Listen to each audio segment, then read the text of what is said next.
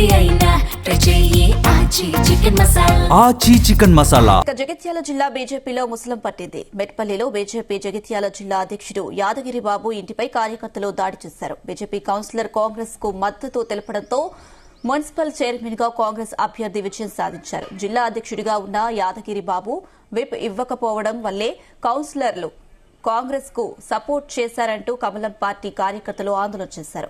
యాదగిరి ఇంటిపై బీజేపీ కౌన్సిలర్లు కార్యకర్తలు దాడి చేశారు.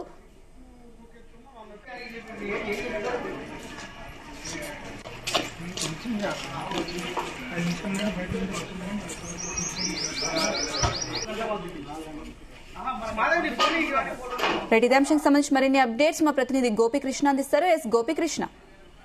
అనుష, అయితే జగిత్యాల జిల్లా మెట్పల్లిలో బీజేపీ కౌన్సిలర్లు అయితే బీజేపీ జిల్లా అధ్యక్షుని ఇంటిపై అయితే దాడికి పాల్పడ్డట్టు కూడా మనకు తెలుస్తుంది. ఇటు బీజేపీ మున్సిపల్ ఎన్నికల్లో చైర్మన్ సాధించే దిశగా కూడా ఉన్న నేపథ్యంలో బీజేపీ జిల్లా అధ్యక్షుడి నిర్లక్ష్యం వల్లే ఈ చైర్మన్ అనేది బీజేపీకి రాకుండా పోయిందంటూ కూడా ఇరు ఆగ్రహంతో కూడా దాడికి పాల్పడినట్టు కూడా మనకు తెలుస్తుంది. మెట్పల్లి పట్టణంలోని బీజేపీ జిల్లా అధ్యక్షుడు యాదగిరి బాబు ఇంటిపై కూడా మున్సిపల్ ఎన్నికల్లో మెట్పల్లి నుండి గెలిచిన కౌన్సిలర్లు అయితే దాడి అయితే చేపట్టారు.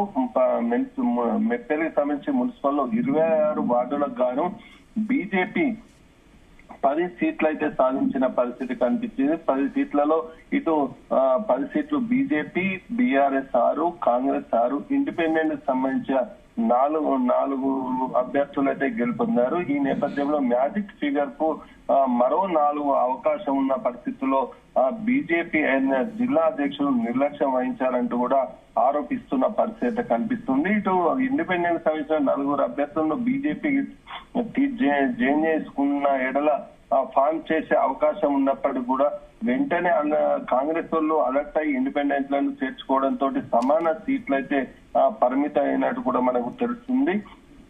ఈ క్రమంలో అయినప్పటికీ కూడా బీజేపీ చైర్మన్ సాధించే దిశగా ముందుకెళ్తున్న పరిస్థితిలో మాత్రం ఇటు బీజేపీ అధ్యక్షులు అయితే నిర్లక్ష్యం వహించారని చెప్పేసి కూడా ఆరోపిస్తున్నారు.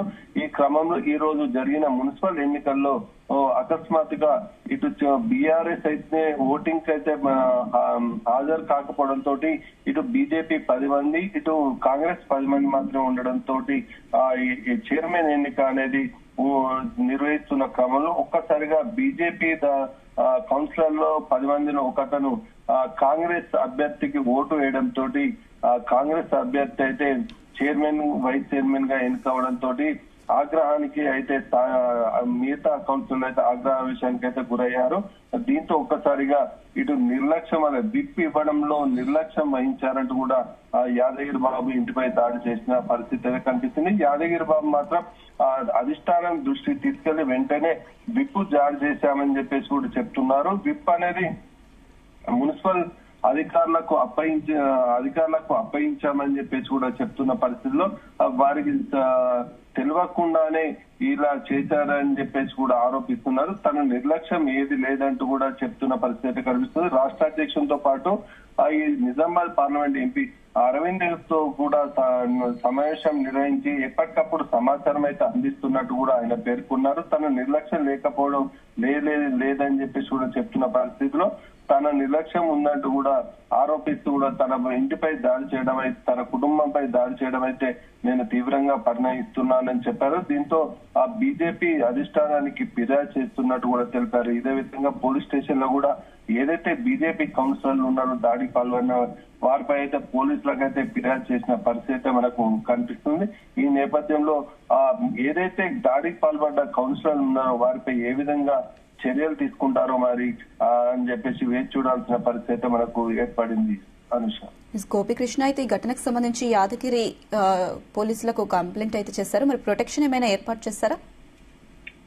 ఎస్ అనుష, అయితే దాదాపు దాడి జరిగిన వెంటనే ఇప్పుడు ప్రస్తుతం అయితే అక్కడ పోలీసు ప్రొటెక్షన్ అయితే మా యాదగిరి బాబు అయితే పూర్ణ పరిస్థితి కనిపించింది. అక్కడ ఆ పోలీసులను కూడా బందోబస్తు అయితే ఉంచారు. ఇటు బీజేపీకి సంబంధించి కౌన్సిలర్లు ఎవరైతే దాడికి పాల్పడ్డారో వారిపై మాత్రం పోలీసు అధిష్టానాన్ని కూడా ఫిర్యాదు చేస్తా అని చెప్పేసి కూడా చెప్పారు. అదే విధంగా వారిపై చర్యలు తీసుకునేందుకు కూడా బీజేపీ అనేది వెనుకంజ వేయదంటూ కూడా స్పష్టం చేసిన పరిస్థితి మనకు కనిపిస్తుంది. Right Gopikrishna, thank you. Madhavi